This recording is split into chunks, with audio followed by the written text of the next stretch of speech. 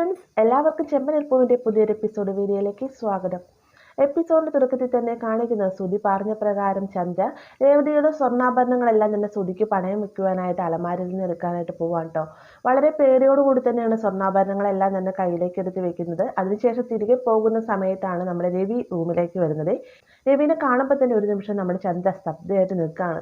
വന്നോടനെ തന്നെ രവി ചോദിക്കുന്നുണ്ട്, നീ ചെയ്തിരിക്കുന്നത് നല്ല പ്രവർത്തി നിനക്ക് തോന്നുന്നുണ്ട് ചന്ദ്രേ, നീ ഇങ്ങനെയൊക്കെ ചെയ്തു കഴിഞ്ഞാൽ ശരിയാവുമോ എന്നൊക്കെ ചോദിക്കുന്ന സമയത്ത് രവിയേട്ട സോറി എന്നോട് ക്ഷമിക്കണം, സ്തുതി പറഞ്ഞിട്ടാണ് എന്ന് പറയുമ്പോഴത്തേക്കും സ്തുതി പറഞ്ഞിട്ടാണോ നീ അലമാര അടയ്ക്കാതെ പോയത്, ഇതുകൊണ്ട് രേവതി മോളുടെ സ്വർണ്ണമാക്കിയുള്ളതല്ലേ, നീ അതേ രീതിയിൽ സൂക്ഷിക്കേണ്ടതല്ലേ എന്നൊക്കെ ചോദിച്ചുകൊണ്ട് രവി വഴക്ക് പറയണം. ശരിക്കും രവി ചന്ദ്രയെ വഴക്ക് പറയുന്നതെന്ന് പറഞ്ഞു കഴിഞ്ഞാൽ അലമാരയുടെ ഡോർ അടയ്ക്കാത്തത് കൊണ്ടാണ്. എന്നാൽ ചന്ദ്ര വിചാരിക്കുന്നത് താൻ രേവതിയുടെ സ്വർണ്ണവുമായിട്ട് വരുന്നത് രവിയേട്ടൻ കണ്ടു, താൻ പിടിക്കപ്പെട്ടു എന്ന രീതിക്കാണ് ചന്ദ്ര അവിടെ നിൽക്കുന്നത്. അപ്പോൾ രവിയുടെ ഈ ഒരു സംസാരം കേൾക്കുമ്പോഴാണ് ചന്ദ്രയ്ക്ക് ആശ്വാസമാകുന്നത്. വേദന ചന്ദ്ര പറയുന്നുണ്ട്, ഓ അതാണ് രവിയേട്ടൻ, ഞാൻ ആകെ പേടിച്ചു, എന്തായാലും ഞാൻ അടച്ചിട്ട് പോയിക്കോളാം എന്ന് പറയുമ്പോഴത്തേ രവി പറയുന്നുണ്ട്, വേണ്ട വേണ്ട, നീ ഇനി അടയ്ക്കണം നിൽക്കണ്ട, ഞാൻ തന്നെ അടച്ചോളാം എന്ന് പറഞ്ഞുകൊണ്ട് രവി അലമാരയുടെ ഡോറങ്ങ് അടയ്ക്കുകയാണ് കേട്ടോ. അതിനുശേഷം ചന്ദ്ര തിരികെ പോകാൻ തുടങ്ങുന്ന സമയത്ത് നിന്റെ കയ്യിൽ എന്താ ഒരു കവർ ഇരിക്കുന്നത് എന്ന് ചോദിക്കുന്ന സമയത്ത് ചന്ദ്ര ഒന്ന് നിന്ന് പരുങ്ങുന്നുണ്ടെങ്കിലും ചന്ദ്ര പറയുകയാണ്, എനിക്ക് പുറത്തേക്ക് തയ്ക്കാൻ കൊടുക്കാനുള്ള ബ്ലൗസ് പീസാണ്, ഞാൻ സുധിയുടെ കൈകളിൽ കൊടുത്തു വിട്ടോളാം എന്ന് പറയുന്ന സമയത്ത് സുധി വലിയ ബിസിനസ്സൊക്കെ ചെയ്യുന്നതിന് അവന് ഈ ബ്ലൗസ് പീസൊക്കെ കൊണ്ടുപോയി കൊടുക്കാനുള്ള സമയം ഉണ്ടാകുമോ, നീ ഒരു കാര്യം ചെയ്യാതെ എൻ്റെ കയ്യിൽ താൻ ഞാൻ കൊണ്ടു കൊടുക്കാമെന്ന് പറയുമ്പോൾ അത് വേണ്ട രവിയേട്ട, സുധി അതിലാണ് പോകുന്നത്, അവൻ കൊടുത്തോളാമെന്ന് പറഞ്ഞിട്ടുണ്ട്, അവൻ പുറത്ത് വെയിറ്റ് ചെയ്യുകയാണെന്ന് പറഞ്ഞുകൊണ്ട് ചന്ദ്ര അവിടെ നിന്ന് പോവുകയാണ് കേട്ടോ. ചന്ദ്ര പോയെങ്കിലും ചന്ദ്രയുടെ പെരുമാറ്റത്തിൽ വളരെയധികം സംശയത്തോടു കൂടി തന്നെ നോക്കിക്കാണുകയാണ് രവി. ഇതേ സമയം തന്നെ നമ്മുടെ രേവതി മാർക്കറ്റിൽ പോയി മീനൊക്കെ മേടിച്ചുകൊണ്ട് താൻ തയ്ക്കാൻ കൊടുത്ത ബ്ലൗസ് പീസൊക്കെയാണ് തിരികെ വരുന്ന സമയത്ത് സച്ചി അവിടെ ഉണ്ടാവും കേട്ടോ. രേവതി വന്ന ഉടനെ തന്നെ സച്ചി പറയുന്നുണ്ട്, രേവതി നമ്മൾ ചെയ്യുന്നത് പാപമല്ല, വെള്ളത്തിൽ ജീവിച്ചിരുന്ന മീനുകളെ നമ്മൾ കരക്കെടുത്തിട്ടു എന്നൊക്കെയാണ് സച്ചി പറയുന്ന സമയത്ത് സച്ചിന് എന്താ കുഴപ്പം, സച്ചിന് എന്താ ഉദ്ദേശിക്കുന്നതെന്ന് ചോദിക്കുന്ന സമയത്ത് വേറെ ഒന്നുമില്ല രേവതി, ഇവരെ നമ്മൾ കഴിക്കുന്ന സമയത്ത് ഇവർക്ക് ആത്മശാന്തി ലഭിക്കണമെന്നാണെങ്കിൽ നമ്മുടെ വയറ്റിൽ വെള്ളം ഉണ്ടായാൽ പോരെ എന്ന് ചോദിക്കുന്ന സമയത്ത് രേവതി പറയുന്നുണ്ട്, ഞാൻ 2 ലിറ്റർ ഉപ്പുവെള്ളം കലക്കി തരാം, അത് കുടിച്ചിട്ടിരുന്ന അപ്പോൾ മീനുകൾക്ക് ഉപ്പുവെള്ളത്തിൽ കിടക്കുകയും ചെയ്യാമെന്ന് പറയുമ്പോഴത്തേക്കും അതല്ല രേവതി ഞാൻ ഉദ്ദേശിച്ചത്, അത് ഉപ്പുവെള്ളത്തിലല്ലേ എപ്പോഴും കിടക്കുന്നത്, ഒരു ചെറിയ വെറൈറ്റിക്ക് വേണ്ടിയിട്ട് വേറെ എന്തെങ്കിലും വെള്ളം എന്ന് പറയുമ്പോഴത്തേക്കും രേവതി പറയുന്നുണ്ട്, സച്ചിനെ എങ്ങോട്ടാണ് പറഞ്ഞു പോകുന്നതെന്ന് എനിക്ക് മനസ്സിലായി, അതുകൊണ്ട് തന്നെ സച്ചിയുടെ ഉദ്ദേശം നടക്കാൻ പോകുന്നില്ല എന്ന് രേവതി പറയാം കേട്ടോ. എന്നിരുന്നാലും സച്ചി കടന്ന് കെഞ്ചുന്ന കാണുമ്പോഴത്തേ രേവതി പറയുന്നുണ്ട്, എന്നൊരു കാര്യം ചെയ്യാം, ഞാൻ അച്ഛനോട് ചോദിച്ചിട്ട് ഇപ്പം പറയാമെന്ന് പറഞ്ഞുകൊണ്ട് രേവതി പോകാൻ നിൽക്കുന്ന സമയത്ത് സച്ചി രേവതി നീ പറയല്ലേ എന്ന് പറഞ്ഞുകൊണ്ട് രേവതി പിന്നാലെ ഓടി ചെല്ലുകയാണ് കേട്ടോ. എന്നാൽ ഇതേ സമയം തന്നെയാണ് തിരക്ക് പിടിച്ചുകൊണ്ട് ചന്ദ്ര ഓടി വരുന്നത്. അപ്പോൾ ഡോറിന്റെ സൈഡിൽ എത്തുന്ന സമയത്ത് ഇരുവരും തമ്മിൽ കൂട്ടിമുട്ടുകയാണ്. കൂട്ടിമുട്ടുന്ന സമയത്ത് രേവതിയുടെ കയ്യിലുള്ള കവറും ചന്ദ്രയുടെ കയ്യിലുള്ള കവറും താഴെ വീഴുന്നുണ്ട്. രണ്ടും ഒരേ സെയിം മോഡൽ തന്നെ, ഒരേ ഡിസൈനുള്ള കവറുകളാണ്. അങ്ങനെ നമ്മുടെ ചന്ദ്രത്തെ പെട്ടെന്ന് താഴത്ത് കവർ എടുത്തതിന് ശേഷം പറയുന്നത്, രണ്ടും കൊച്ചു കുട്ടികളല്ലേ, ഇങ്ങനെ ഓടിക്കളിക്കാതെ നിനക്ക് നാണമാവുകയില്ലേ എന്നൊക്കെ ചോദിക്കുന്ന സമയത്ത് നാണിക്കുന്ന എന്തിനാ, ഞങ്ങൾ വലിയ കുട്ടികളായാലും ഓടിക്കളിച്ച എന്താ കുഴപ്പമെന്ന് സച്ചി ചോദിക്കുന്നുണ്ട്. നിന്നോടൊന്നും പറഞ്ഞിട്ട് ഒരു കാര്യമില്ല, ഒരു രേവതി നിനക്ക് അടുക്കളയിൽ പണിയൊന്നുമില്ല, വേഗം പോകാൻ നോക്കിയെന്ന് പറഞ്ഞുകൊണ്ട് ചന്ദ്ര അവിടെ ദേഷ്യപ്പെട്ടായിട്ട് പോകുന്നത്.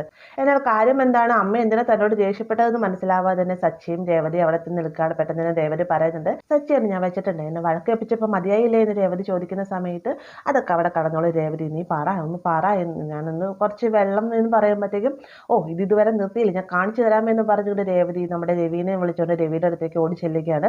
സച്ചിയും പിന്നാലെ ഓടുകാട്ടെ. ഇതേ സമയം തന്നെ നമ്മുടെ സുധി അമ്മ സ്വർണവുമായിട്ട് വരുന്നതെന്ന് നോക്കി വെയിറ്റ് ചെയ്യുകയാണ്. ആ ഒരു സമയത്താണ് ചന്ദ്ര അങ്ങോട്ടേക്ക് വരുന്നത്. ചന്ദ്ര വന്ന ഉടനെ തന്നെ സുധി പറയുന്നുണ്ട്, അമ്മ ഇത്രയും നേരം ഇത് എന്തെടുക്കായിരുന്നു, ഞാൻ എത്ര നേരമായി ഇവിടെ വെയിറ്റ് ചെയ്യാൻ തുടങ്ങിയിട്ടെന്ന് പറയുന്ന സമയത്ത് നിനക്ക് ഇവിടെ വെയിറ്റ് ചെയ്ത് നിന്നാൽ മതിയല്ലോ, ഇത് കൊണ്ടുവരണ്ടേ, നീ ഇത് കൈ പിടിക്കുക, നീ ഭദ്രമായി തന്നെ കൊണ്ടുവച്ചോളണം, നമുക്കറിയാവുന്ന സ്വർണ്ണക്കടകളിലൊന്നും വെക്കരുത്, മാത്രമല്ല കൃത്യമായി തന്നെ നീ ഇത് എടുത്ത് തന്നോളാം, നീ കാരണമാണ് ഞാൻ എല്ലായിടത്തും നാണം കെട്ടുള്ളൂ, ഇനി എന്നെ നാണം കെടുത്താൻ നിൽക്കരുത് എന്നൊക്കെ ചന്ദ്ര പറയുന്ന സമയത്ത് ഇല്ല അമ്മ, കൃത്യമായി തന്നെ ഞാൻ എടുത്ത് തന്നോളാം എന്ന് പറഞ്ഞുകൊണ്ടാണ് സുധി അവിടെ നിന്ന് പോകുന്നത്. അതേസമയം തന്നെ രേവതി സച്ചിയും കൂടെ ഓടിച്ചെന്ന് അച്ഛൻ്റെ അടുത്തേക്ക് ചെല്ലുവാണ് കേട്ടോ. രവിയാണെങ്കിൽ എന്താ മോളെ എന്താ കാര്യം എന്ന് ചോദിക്കുന്ന സമയത്ത് സച്ചി പറയുന്നത്, ഒന്നുമില്ല അച്ഛൻ, ഇവള് കൊണ്ടുവന്നിരിക്കുന്ന മീൻ ഫ്രൈ ചെയ്യണമോ അതോ ചാറ് വെക്കണമോ എന്നാണ് ചോദിക്കുന്ന സമയത്ത് അതൊന്നുമല്ല, വേറെ എന്തോ ഒരു കാര്യമുണ്ടെന്ന് രവി പറയുന്നുണ്ടെങ്കിൽ രേവതി പറയുകയാണ്, അതേ അച്ഛൻ ഇതിന് ചോദിക്കാനാണ് ഞാൻ വന്നതെന്ന് പറയുകയാണ് കേട്ടോ. പെട്ടെന്ന് തന്നെ രവി പറയുന്നത്, ഫ്രൈ ചെയ്താൽ മതി മോനെ, കുറച്ചെടുത്ത് ചാറുകറി വെച്ചോളാൻ പറയുമ്പോഴത്തേക്കും സച്ചി പറയുന്നത്, ഇത് തന്നെ ഞാൻ ഇവളോട് പറഞ്ഞു, പക്ഷേ ഇവർക്ക് അച്ഛൻ പറഞ്ഞാലേ തൃപ്തിയാവുകയുള്ളൂ എന്ന് പറഞ്ഞാണ് ഇങ്ങോട്ടേക്ക് ഓടി വന്നത്. അച്ഛനമ്മമാർ മക്കളോട് മക്കളോട് പെരുമാറുന്നതനുസരിച്ചായിരിക്കും മക്കൾ സ്നേഹിക്കുന്നത് എന്നൊക്കെ രവി പറഞ്ഞുകൊണ്ട് നമ്മുടെ സച്ചിനോട് സംസാരിക്കുന്ന സമയത്ത് രേവതി പറയുന്നത് എന്നാൽ ശരി ചേച്ചി ഞാനിത് ഫ്രൈ ചെയ്തിട്ട് വരാമെന്ന് പറഞ്ഞുകൊണ്ട് അവിടെ നിന്ന് പോകാൻ കേട്ടോ. സച്ചിയും രേവതിയുടെ പിന്നാലെ തന്നെ അവിടെ നിന്ന് പോകുന്നുണ്ട്. അവിടെ നിന്ന് നേരെ അടുക്കളയിലേക്ക് ചെന്നതിന് ശേഷം രേവതിയോടായിട്ട് ഇങ്ങനെ വെള്ളം അടിച്ചോട്ടെ എന്ന രീതിക്കൊക്കെ സംസാരിക്കുന്നു. മാത്രമല്ല തൻ്റെ സുഹൃത്തിൻ്റെ ഭാര്യ അവനെ സപ്പോർട്ട് ചെയ്യുന്നുണ്ട്. മറ്റൊരു സുഹൃത്തിൻ്റെ ഭാര്യ ഇങ്ങനെ മീൻ അങ്ങനെ കാര്യങ്ങളൊക്കെ മേടിച്ചുകൊണ്ട് വരുന്ന സമയത്ത് മാത്രം വെള്ളം അടിക്കാൻ സമ്മതിക്കുന്നുണ്ട് എന്നൊക്കെ പറഞ്ഞുകൊണ്ട് വെള്ളം അടിക്കാനുള്ളൊരു രേവതിയുടെ സമ്മതത്തിന് വേണ്ടി കെഞ്ചുകയാണ് സച്ചി.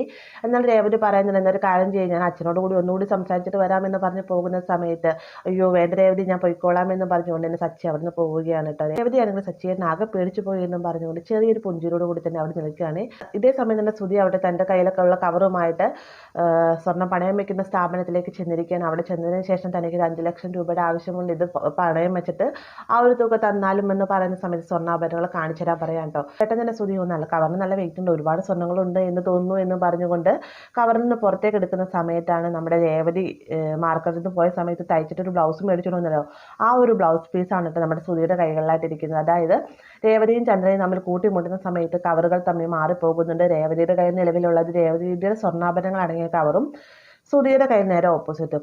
പെട്ടെന്ന് തന്നെ സ്വർണ്ണപ്പണക്കാരൻ ചോദിക്കുകയാണ്, സാധാരണ ഭാര്യമാരുടെ സ്വർണ്ണാഭരണങ്ങളെ കൊണ്ട് ഭർത്താക്കന്മാർ പണയം വെക്കാൻ വന്നിട്ടുണ്ട്, പക്ഷേ ബ്ലൗസുമായിട്ട് പണയം വെക്കാൻ പറ്റുന്ന ആൾ ആദ്യമായിട്ട് കാണുന്നതെന്ന് പറയുന്ന സമയത്ത് സാർ എന്ത് പറ്റിയെന്ന് എനിക്കറിയില്ല, എന്തായാലും എന്തോ സംഭവിച്ചിട്ടുണ്ട്, ഞാൻ പോയിട്ട് വരാമെന്ന് പറഞ്ഞുകൊണ്ട് തന്നെ ശ്രുതി അവിടെ നിന്ന് പോവുകയാണ് കേട്ടോ. ഇതേ സമയം തന്നെ ചന്ദ്ര മുകളിൽ നിന്ന് താഴത്തേക്ക് വരുന്ന സമയത്ത് രേവതിയുടെ സച്ചിയുടെ സംസാരം കേൾക്കുമ്പോൾ തന്നെ ഈ സ്വർണ്ണാഭരണം രേവതിയുടെ സ്വർണ്ണാഭരണങ്ങൾ ഞാൻ ശ്രുതിക്ക് പണയം വെക്കാൻ കൊടുത്തു എന്ന് ഇവർ അറിഞ്ഞു കഴിഞ്ഞാൽ എൻ്റെ ഈശ്വരൻ എനിക്ക് ചിന്തിക്കാനും കൂടെ കഴിയുകയില്ല എന്നൊക്കെ പറഞ്ഞ് ചിന്തിച്ച് നിൽക്കുന്ന സമയത്താണ് മേശപ്പുറത്തായിട്ട് താൻ ശ്രുതിക്ക് കൊടുത്ത സെയിം കവർ തന്നെ ഇരിക്കുന്നത് കാണുന്നു കേട്ടോ. നമ്മുടെ ചന്ദ്ര വേഗം താഴത്തേക്ക് ഇറങ്ങി വന്നതിന് ശേഷം കവർ നോക്കുന്ന സമയത്ത് താൻ ശ്രുതിക്ക് ഏൽപ്പിക്കാനിരിക്കുന്ന സ്വർണ്ണാഭരണങ്ങളുടെ കവറാണത്. ഒരു നിമിഷം ചന്ദ്രൻ ആലോചിക്കാൻ ഇവിടെ എന്ത് സംഭവിച്ചെന്ന് പറയാൻ ആലോചിക്കുന്ന സമയത്താണ് താനും രേവതിയും തമ്മിൽ കൂട്ടിമുട്ടിയപ്പോൾ കവറുകൾ തമ്മിൽ മാറിപ്പോയിട്ടുണ്ടെന്നുള്ള കാര്യം ഓർമ്മയെടുത്തു. പെട്ടെന്ന് തന്നെ ചന്ദ്ര ഈ ഒരു പേരോട് തന്നെ ഈ കവറുകൾ എടുത്ത് കയ്യിലേക്ക് പിടിച്ചതിന് ശേഷം പുറത്തേക്കായിട്ട് പോവുകയാണ്. ഇതേ സമയം തന്നെ രേവതിയാണെങ്കിൽ താൻ വെച്ചിരിക്കുന്ന കവർ കാണാനില്ല, ഇവിടെ ബ്ലൗസ് പീസ് തയ്ച്ച് വെച്ചാൽ താൻ എവിടെയാണ് വെച്ചത് എന്ന് ചോദിച്ചുകൊണ്ട് തന്നെ പുറത്തേക്ക് ചെല്ലുകയാണ്. സച്ചിയോട് ചോദിക്കുന്ന സമയത്താണ് ചന്ദ്ര അവിടെ ഉണ്ടാവും. അപ്പോൾ ചന്ദ്രയോട് ചോദിക്കുന്ന അമ്മ എൻ്റെ കവർ കണ്ടു എന്ന് ചോദിക്കുന്ന സമയത്ത് ചന്ദ്ര പ്രത്യേകിച്ച് ഒന്നും തന്നെ പറയുന്നില്ല. രവിയും ആ സമയത്ത് പുറത്തുണ്ടാവുമേ. പെട്ടെന്ന് തന്നെ സച്ചി പറയുന്നത് നിൻ്റെ കയ്യിലിരുന്ന കവറല്ലേ അമ്മയുടെ കയ്യിലിരിക്കുന്നത് എന്ന് പറയുന്ന സമയത്താണ് രേവതി ചന്ദ്രയുടെ കയ്യിലിരിക്കുന്ന കവറുകൾ ശ്രദ്ധിക്കുന്നത് കേട്ടോ. പെട്ടെന്ന് തന്നെ രേവതി പറയുന്നത് അതേ ഇത് എൻ്റെ കവറുകളാണല്ലോ എന്ന് പറയുന്ന സമയത്ത് ഇത് നിൻ്റെ കവറുകളൊന്നുമല്ല, ഇത് എൻ്റെ ബ്ലൗസ് പീസിൻ്റെ കവറാണ്, നീ ഞാനും കൂടെ കൂട്ടിമുട്ടിയ സമയത്ത് കവറുകൾ തമ്മിൽ മാറിപ്പോയിട്ടുണ്ട്, നീ തയ്ച്ചേക്കുന്ന ബ്ലൗസുമായിട്ടാണ് ശ്രുതി പോയേക്കുന്നത്, അവൻ ഇപ്പം തന്നെ തിരിച്ചു വരുമായിരിക്കും, എന്നിട്ട് വേണം എനിക്ക് തുണി അങ്ങോട്ടേക്ക് കൊടുത്തു വിടാനെന്നൊക്കെ പറയുന്ന സമയത്ത് സച്ചിൻ പറയുന്നുണ്ട് എന്തൊരു കാര്യം ചെയ്യാൻ തുണി എൻ്റെ തന്നു വിട്ടേര്, ഇപ്പം അവൻ വലിയ ബിസിനസ്മാൻ അല്ലേ, അവനിപ്പോൾ തിരിച്ചു വരാനൊന്നും പോകുന്നില്ല, ഞാൻ പോകുന്ന വഴിക്ക് കൊടുത്തോളാം എന്ന് പറഞ്ഞ് സച്ചി ചന്ദ്രയുടെ അടുത്തേക്ക് വരുന്ന സമയത്ത് വേണ്ട ഞാൻ നിൻ്റെ കയ്യിലൊന്നും കവർ തരികയില്ല, ഞാൻ ശ്രുതിക്ക് തന്നെ കൊടുത്തോളാം എന്ന് പറയുമ്പോൾ അത്രയ്ക്ക് വാശി എന്നാൽ കാണിച്ചു തരാമെന്ന് പറഞ്ഞുകൊണ്ട് ചന്ദ്രയുടെ കയ്യിൽ നിന്ന് കവർ തട്ടിപ്പറിച്ച് മേടിക്കാൻ തുടങ്ങാണ്ട് നമ്മുടെ സച്ചി അങ്ങോട്ടും ഇങ്ങോട്ടും പിടിവലിയായിട്ട് നിൽക്കുന്ന സമയത്താണ് ശ്രുതി അങ്ങോട്ടേക്ക് വരുന്നത്. ശ്രുതി വന്നുടനെ തന്നെ ഇങ്ങനെ മനസ്സിൽ ചിന്തിക്കണോ ഞാൻ പിടിക്കപ്പെട്ടു എന്ന് തോന്നുന്നു എന്ന് പറഞ്ഞുകൊണ്ട് ചിന്തിച്ചുകൊണ്ട് വരികയാണ്.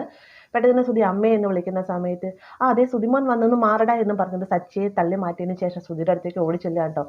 ഈ ഒരു സമയത്ത് ശ്രുതി പറയുന്നുണ്ട് അച്ഛൻ പറ്റിപ്പോയി എന്നോട് ക്ഷമിക്കണം എന്നൊക്കെ പറയുമ്പോഴത്തേക്കും ചന്ദ്ര പറയുന്നുണ്ട് അതിന് സത്യങ്ങളൊന്നും തന്നെ ഇവിടെ ആരും തന്നെ അറിഞ്ഞിട്ടില്ല എന്ന് പറയുമ്പോഴത്തേക്കാണ് ശ്രുതിക്ക് ആശ്വാസമാകുന്നത്. പെട്ടെന്ന് രവി ചോദിക്കുന്നുണ്ട് നിനക്ക് എന്ത് പറ്റിപ്പോയെന്നാണ് പറയുന്നത് എന്ന് ചോദിക്കുന്ന സമയത്ത് അതല്ല അച്ഛൻ ഞാൻ കുറച്ച് പേർക്ക് സാധനം കടം കൊടുത്തിരുന്നു, അത് അച്ഛൻ അറിഞ്ഞു എന്ന് വിചാരിച്ചാണ് ഞാൻ അങ്ങനെ പറഞ്ഞത് എന്ന് പറയുകയാണ്. അങ്ങനെ ശ്രുതിക്ക് തൻ്റെ കയ്യിലിരുന്ന ആ സ്വർണ്ണാഭരണങ്ങളാണെങ്കിൽ കവറുകൾ ഭദ്രമായി തന്നെ ചന്ദ്ര കൈകളിലേക്കായിട്ട് ഏൽപ്പിച്ചു കൊടുക്കുന്നുണ്ട്. ആ ഒരു സമയത്ത് ശ്രുതി പറയുന്നത് 5 ലക്ഷം തന്നെ കിട്ടുമല്ലോ അമ്മ എന്ന് ചോദിക്കുമ്പോഴത്തേക്ക് ഇതെല്ലാവരും തന്നെ കേൾക്കുകയാണ്. ചന്ദ്ര ഒരു നിമിഷം പതുങ്ങുകയും ചെയ്യുന്നുണ്ട്. സച്ചിന് 5 ലക്ഷമോ 5 ലക്ഷത്തിൻ്റെ എന്ത് സാധനം അതിനുള്ളിൽ എന്ന് ചോദിച്ചുകൊണ്ട് നിൽക്കുന്ന ആ ഒരു ഭാഗത്തിലാണ് ഇന്നത്തെ എപ്പിസോഡ് അവസാനിക്കുന്നത്. വീഡിയോ ഇഷ്ടമായെങ്കിൽ ലൈക്ക് ചെയ്യാനും കൂടെ ചാനൽ സബ്സ്ക്രൈബ് ചെയ്യാനും മറക്കരുത്.